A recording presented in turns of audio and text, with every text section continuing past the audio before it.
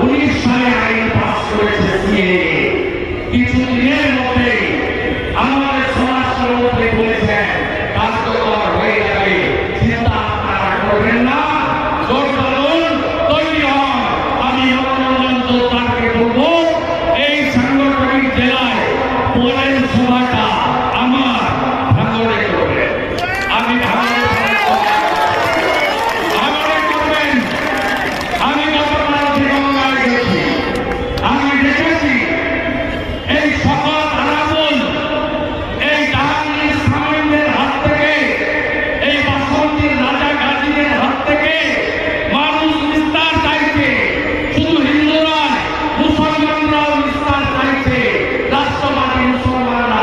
কারণ তারা গরিব থেকে গরিব হয়েছে, আর এই কটা লোক হাজার হাজার কোটি টাকার মালিক হয়েছে। এখানে কোথায় যান, এটা নতুন নয়, আমার বিরুদ্ধেই তো 7 বার গেছে। ওদের প্রথম টাকা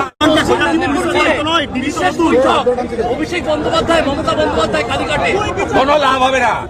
মেদিনীপুর সিট তো ধরে রাখবোই, ঘাটাল সিটও জিতবো, আমার নাম করে লিখে রাখবো, ঘাটাল সিটও জিতবো, কিচ্ছু মমতাকে কেউ ভোট দেবে না।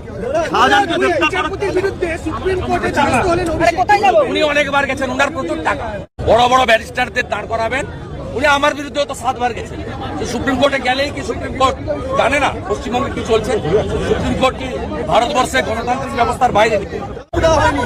শাহজাহানকে রাজ্য পুলিশ ধরবে না, মামলা সিবিআই বা এনআই এর কাছে ট্রান্সফার হলে তখন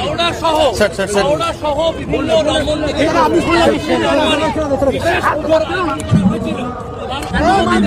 লাগবে না। 22 তারিখে জাতীয় উৎসব করে অনুমতি লাগবে না। আমি বলবো অনুমতি নিতে না, হয়ে গেছে, আর কিছু নেই ভাই। আগামীকাল সন্ধ্যাবেলা হাওড়াতে লিখতে চোখায় গেছে। পূর্ব মেদিনীপুর কোলাঘাটে উন্নত মানের ফ্ল্যাট, বাড়ি, অফিস ও শোরুম, ডেকোরেশনের সেরা ঠিকানা, ফেমাস ইন্টেরিয়র। অতি সত্বর যোগাযোগ করুন এই নম্বরে 8327862762।